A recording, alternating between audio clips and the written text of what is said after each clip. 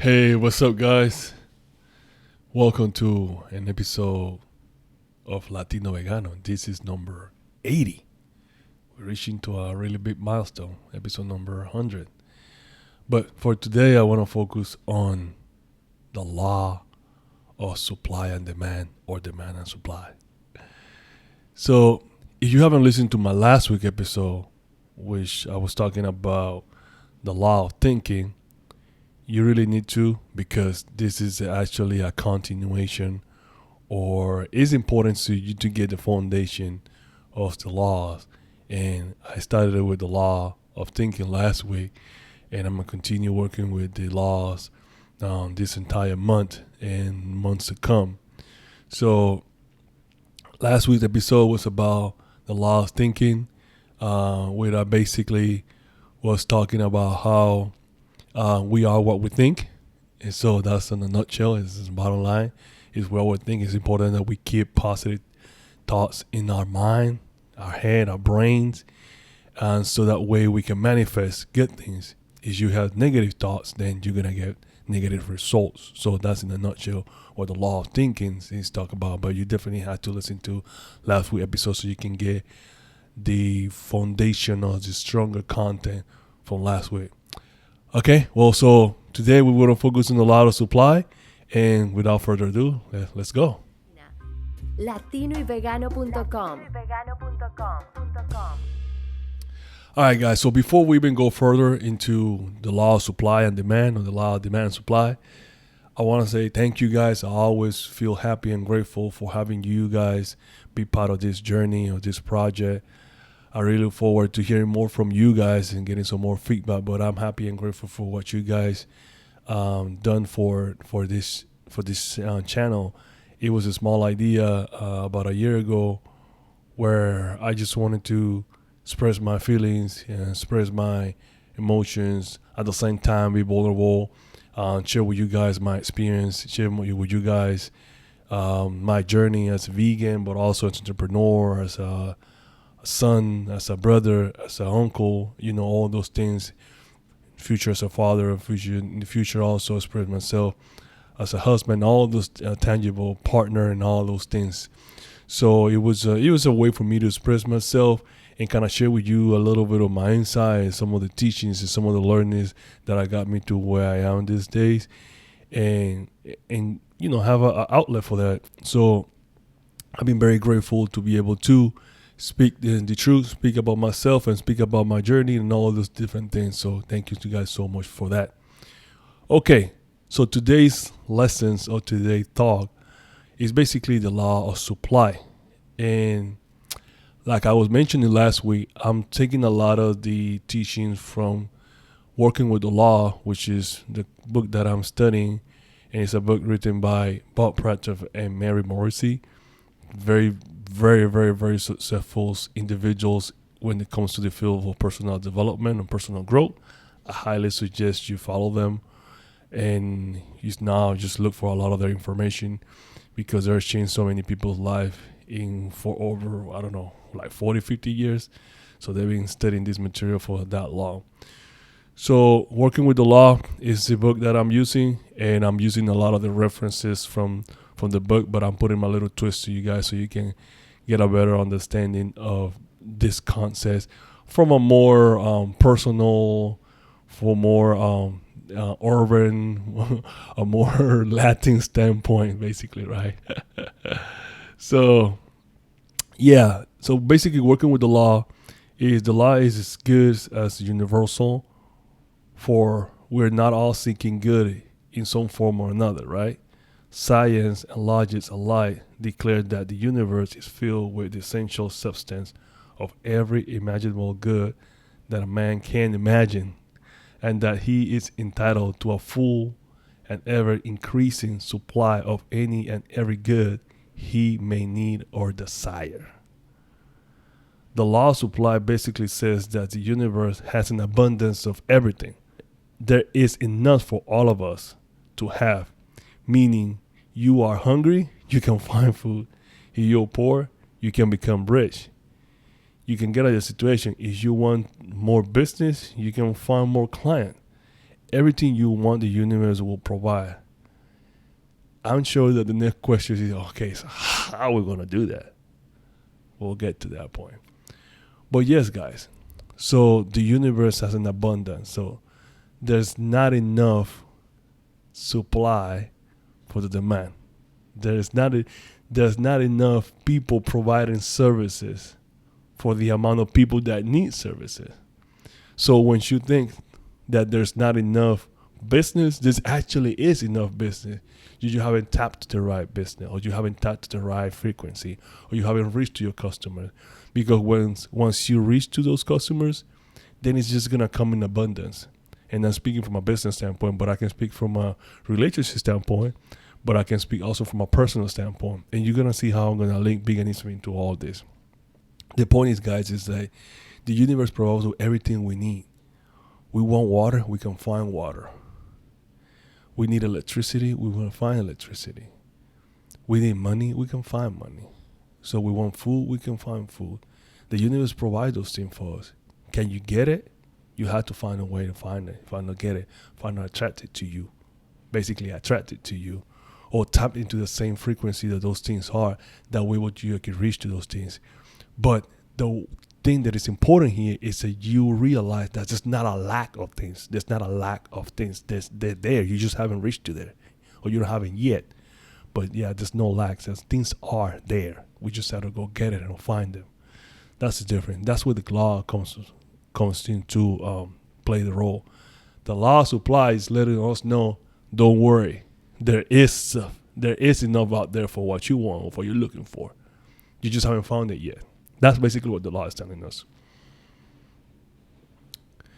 So the book says, we affirm repeatedly that God is our supply. And if we will think of a moment and trace our supply back to his source, we will agree that this statement is true. Because some people do not see an abundance around them and do not enjoy plenty of evidence that they do not understand or do not apply the law. In their blindness, they say that plenty does not exist, and so far as they can see, they may be right. But when they learn to see with their mind's eyes, they will realize differently. That's powerful. So basically, anything that you imagine, that's why the law of thinking plays such a great role into the law of supply. Because whatever it is that you're seeing in your mind, you already have it. And it's there. It's just you haven't manifested physically in some cases. But it's already there. So, but you have to have it in your mind. That's why I said you have to see with your mind eyes. You have to have it in your mind. So that's why we were talking about loud thinking last week. That comes into play, a big role into the law of supply. The supply is there in your mind. You just haven't tapped into it physically, but it's already in your mind. So you can see it, but you had to see it with your mind first. So that's what the law is talking about. One way I can explain this concept better is by sharing a few examples. When it comes to demand and supply, for example, if you are a professional in any business or work field and you're constantly getting job offers, there's a supply there, right? It's a big demand and the supply is you. You can supply that, right? Or if you're a business owner and clients keep buying products or services, you have a business, you have a restaurant, right? People keep going to your restaurant. Food is good. But at the beginning, I'm sure if you're a business owner, you were confident that you were going to do good because you have a great product and great service, right? But sometimes people don't go into business because they say, well, I don't think there's enough customers there. And I'll give you a perfect example. I remember like many years ago here in Houston, there were only probably like 5 vegan restaurants, right? For a city that's about, how big is Houston? Just the metro area is about 4 million people. So, and there was like, oh, there's not enough demand. There was not enough demand for having 100% vegan restaurant 10 years ago, right? There was not. The demand was there, right? The demand was there, but nobody was tapping into the same frequency of that demand. There were people that wanted to eat that kind of food because if you have 5 restaurants, that means that there is business for it. there are people going to those restaurants because they're still open to this day. So they have restaurants that are over 10 years, and they were functioning. So that means that there are people buying or going to those restaurants, even though when they were saying back in the day, well, there's not enough market for 100% vegan restaurant. Now we have 20 years later. Now they caught up into it. People caught up into it. Awareness is higher. So now we went from having 5 restaurants to having, I don't know, 100 plus restaurants. You know, it quadrupled, like the amount just skyrocket. Now they're spread all over the Houston, the metro area, and the outside. So they caught up into it. They saw that there was a demand that needed to have a supply. Needed somebody to supply them with that type of service. Now everybody caught up into it. So that's the difference, and that's usually how things works most time. Sometimes people don't scared to do things. They firstly just because they don't feel like there's not enough people that want their business or their service or their product or they're into it, and then eventually it'll take off. Same thing happens with veganism. A lot of people scared to make that transition because they don't feel it's going to be too difficult and all these different things. So they don't take the step, the initiation. But there's actually opportunities for everyone. And it's there for every single person. From a vegan standpoint, like I was saying, there's a demand for more vegan restaurants and the supply is there. Same with activism and the supply is there. You guys see the concept now? You understand? If you want to become as successful in anything you do, you can't blame the world, the universe, or your surrounding. Everything you want and need is out there. You just have to get into it, get in the right frequency. Let me quote, "It's not the vocation that determines riches, but the demands we make of our vocation that determine riches." So it's not like I'm an engineer, I'm going to be rich just because I'm an engineer, or I'm a farmer and I'm going to be poor because I'm a farmer. No, it's not. It has nothing to do with the vocation. It has to be with how you make that vocation that determine the riches. It's that demand we make out of that vocation. If you want to be a successful farmer, you have to be a very great farmer. So people just want to just do business with you. Right? That's how you do things. You want to be an engineer or you want to be a podcaster or a YouTuber. You have to be great in what you do to be able to have people want to be and work with you. And then no matter who else around is doing it, people are always going to follow you. How do you guys think successful people become successful? I was listening to this guy named Rich. He had a YouTube channel where he flip vehicles. He take like very destroyed cars, especially electric cars. And since I'm very into technology, it caught my attention. So he take very like damaging cars, and he flip the cars, and buys a bunch of parts and fix this car back up, and then he resell the cars. Or sometimes he keep the cars, and he sell a lot of the damaged parts back, right? So he was talking about how Elon Musk was doing a presentation of this new Tesla truck that is going to come out in 3 years, I guess. And he was promoting this Tesla truck, right? And he was talking about how the presentation that Elon Musk did was horrible. Like he was just like freestyling, basically. He didn't have nothing prepared. He was just talking, the car is great. And he was presenting some of the features. And one of the features that he was talking about is that the car has like a very arm shield, and like basically a guy grabbed a hammer and he tried to hit the car, and nothing happens with the paint. The car didn't bend. He was like indestructible basically. But then he grabbed I think it was like a rock, and he threw it to the glass and it broke. So everybody was laughing.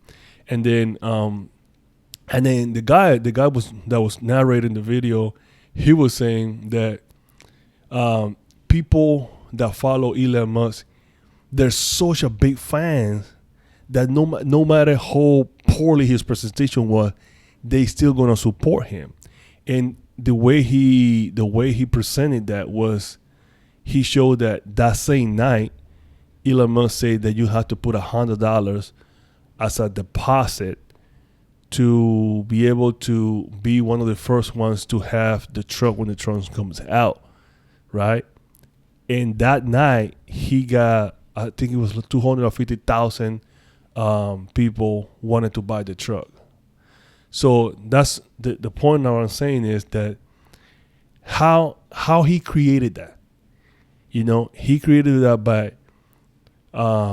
by tapping into a market that probably a lot of people were scared tapping into, right? Which is electric vehicles, anything related to the electric area. So he tapped into that market and he became the best because nobody messes with Tesla, basically, right? Regardless of how the other things that ethically he's doing or not doing.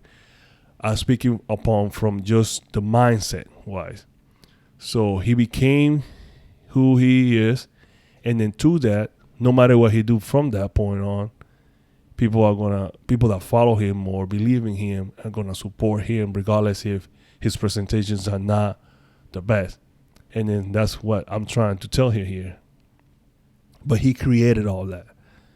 So the point is that he took that concept, that idea, and no matter how he presented to the world accepted it.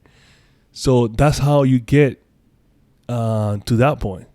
But there was a process before he got to that point, because I'm sure he failed many times, but he kept trying, and he tapped into it, confidence, and a lot of things. He vision and all these things, and it succeeded.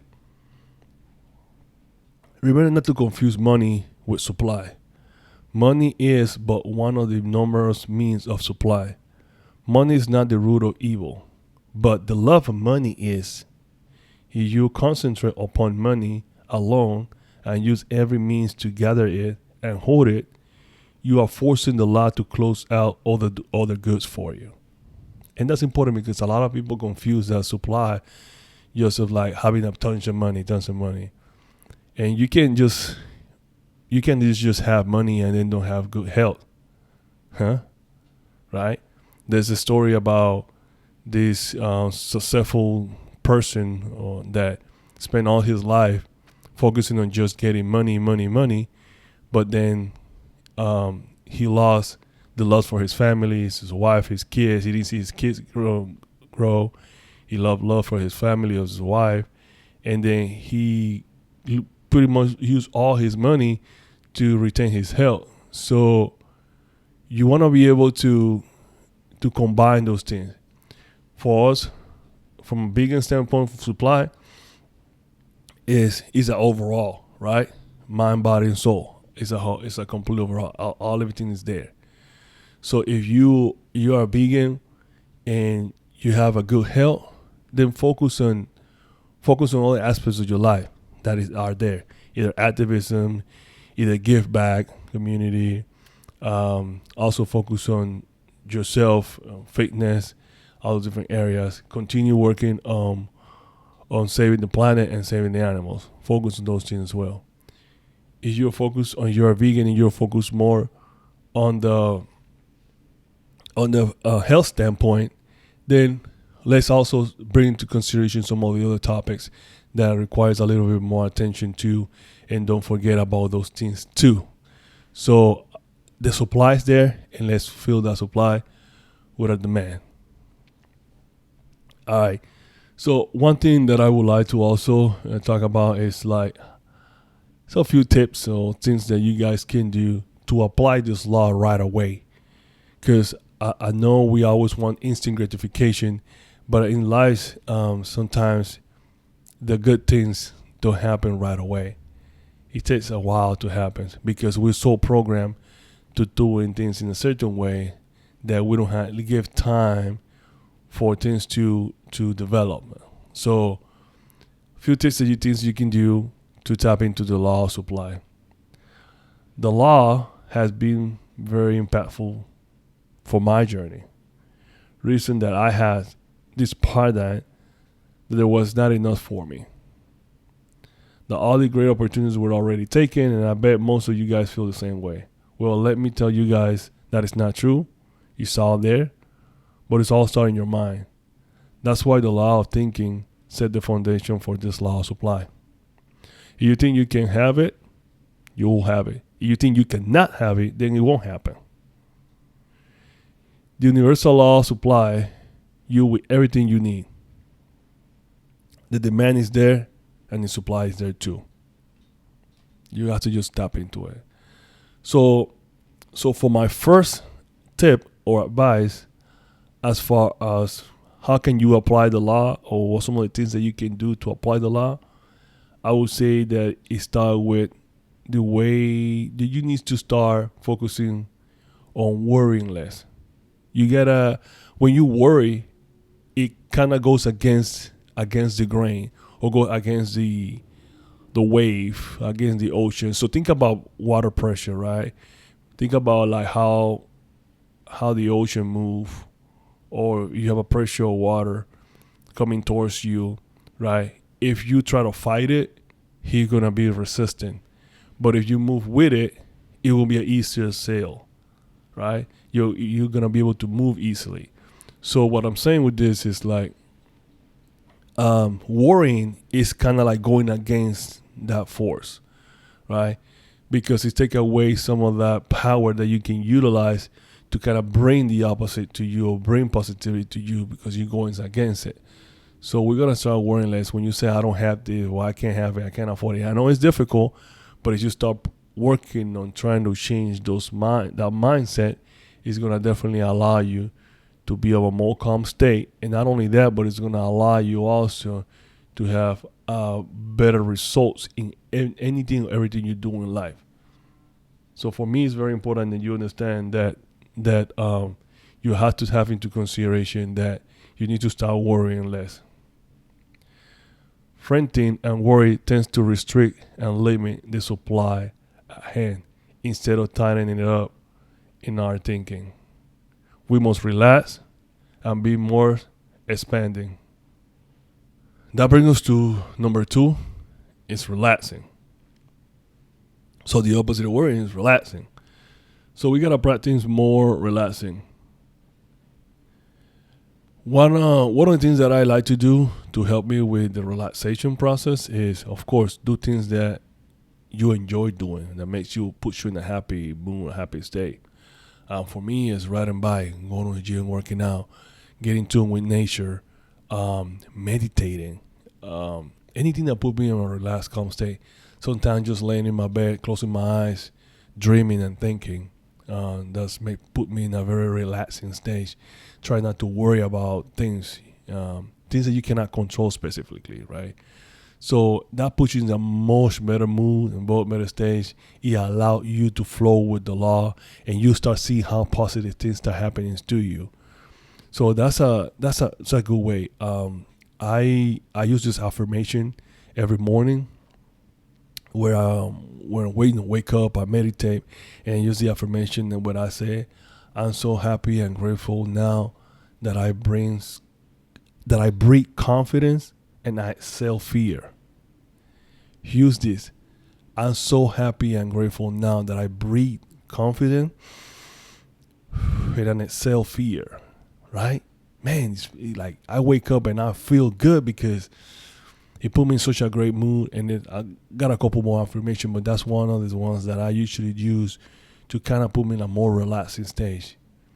Confidence, and then you breathe fear. To let it out. For other people, could be, and that's another technique that people use when they want to be in a more relaxing state, where they, you meditate also. You focus on the positive things, and the way you do it is like think about all the negative things that you're going through, and then you flip those around. So let's say is your car broke, for example, then you can flip and say, well, I'm so happy and grateful that I still have a car and I had the means to fix it, or something around those lines. Oh, I'm so happy and grateful that it happens it happened yesterday, but today I'm good and I'm able to move around. I'll give you a quick example, and this is why I always tell you guys that the power of the mind is powerful, and at the same time, there's no supply for everything. So I was I just recently, well, not recently, but it's been a while that I've been riding back now, like I just guys told you many times, and I was thinking about a flat tire for some reason. I just got into my mind that, and guess what? When you think about something, it manifests. So I was riding the other day, and boom, I got a flat tire, and I was not even mad because I knew it was gonna happen because I called it out. Like my mind, I'm telling my mind about this, thinking about this for no reason, and it happened. It manifested. So again, if you think good things happen. You think bad things happen. So when it happens, I was so happy and grateful, literally, that it happens like close to home because I was about an hour away from where I live when I was riding, but it happens really close to the house. So I was able to carry the bike to my residence. So I was like, okay, having close to the house. So at that point, I was like, okay, well now I need to fix this tire because I use my bike pretty much every day, pretty much every day. So I was like, I need to fix this tire. So I started playing around with the pump and so whatnot. And I was like, you know what? Let me just take it to the tire shop, make sure they can get it fixed right, and then I go from there. And I called the tire shop, and they were like, we're closing 15 minutes. If you can make it, we'll fix it. But if you can, it will have to be, tomorrow. So I was like, yeah, sure, I'll make it. So I got there. The guy took 5 minutes. He fixed it and went on my day with my bike and fixed my tire. So the story is, the point is that the supply was there. The supply was there. I was able to get my issue fixed, but the mindset was not there. The good thing is that I was relaxed the entire time. I was not mad. I was not crying. I was not hesitant. I kept calm the whole time because one, I knew, I kind of knew. I called it to myself, and the second of all, I knew I was gonna be able to figure it out. So I always figured it out. So I figured it out. I knew I was gonna figure it out. It was a matter of just finding a quick solution, a solution for it, and I did, and that's what I ended up doing. So I want to get to a point where I can eliminate all the negative stuff out of my mind and just focus strictly on positive thinking. And then that will allow me to have such a wonderful energy the whole time. So I'm getting there. And I'm going to keep working on those things. And I encourage you guys to continue working on that too as well. Perseverance will be my number 3 as far as tips, as far as how can you apply the law of supply right away. Because I think a lot of people, when they think about, either a dream job or either a business venture or changing people or anything related vegan, either activism, either also transitioning or bringing people on board, they always don't think there's an option, there's an opportunity, but there always is one. Just be persistent, just perseverance, just keep striving, keep getting better, keep improving, keep doing what you're doing. That puts you closer to your goal, because that group of people or your clients or anything that you're looking for is there. The supply is there. Now you have to create that demand, right? So, and then the 4, and I spoke with this about many times, but it's the law of thinking. It's how you think. Everything will make a difference, a big difference to you in your life if you change your thought process. That's all it comes down to it. If thoughts enter our minds that are not full strength, are not wholly positive like nature, we must comply with the law and destroy them. We dare not to entertain a half-truth of a lazy thought without weakening our power of attraction and reception. See with your mind first before you have a physical form. So that's it, guys. So I will give you guys those 4 advice. Like I said, you want to be able to stop worrying, quit that, focus more and be more relaxed, right? Be perseverant, persistent, synonyms right there, and apply the law of thinking. And then the supply is going to be there, right? There's a demand, create a demand, because the supply is there. And let me close with these two quotes. It matters not how much we pray or how loud we pray. Our prayers can only be answered as we work the law. The law will serve us in proportion to how we serve it. As abundance and supplies are one, then to use the law, you must think supply, thought supply, and live supply with every thought. You have to live, you have to talk, and you have to think supply. So that all comes with the law of thinking. If you think that there's not enough, there's not going to be enough. But if you think there's enough, there's going to be enough. Because there's enough. Then you have to just tap into that frequency so you can reach to those. So that's why we say we have to talk, we have to live, and we have to think. So hopefully, guys, this helped you guys. If you have more questions about the law or any of the law, let me know. Next week, I'm going to be talking about the ladder of attraction, which is being one of the biggest ones out there, based on the movie The Secret. So I'm going to be tapping into it a little bit. We're going to be talking a little bit deeper into it, and how that has some kind of relationship with our lifestyle. It's important that we grow as vegans. It's important that we grow not just in our spiritual life, also in our physical world. So we wanna be able to complement all of that, right? We got the mindset, right? Because we have compassion in our heart, which is great, right? Now we focus on our physical appearance, and we'll focus also in our health, which is very important too as well, right? Because you want to be happy and healthy. But we also have to focus in our personal growth, because that complements all of it. Because you have to have the proper mindset, either for wealth, if you want to consider wealth, or at the same time, if you just want to be in a better mood, a better environment. Because it's all comes down with our mindset. And a lot of these things, a lot of these teachings, are going to help you to kind of be in that perfect mindset, or in that mindset that you need to be able to succeed in this world and this life, and create that generational wealth, but not just financially, but at the same time mentally, because you want to give your family and the futures to come a better age and better education than the ones that you had and the ones we had prior to. So this is how I want to end this episode. Thank you again, guys, for the opportunity to express and share this law. If you guys have any comment, please let me know. Don't forget to subscribe. Don't forget to give a like. And see you guys in the next episode. All right? Love, peace, vegan. Gracias por escuchar Latino y Vegano. Un show donde se habla todo lo relacionado sobre el veganismo entre la comunidad latina.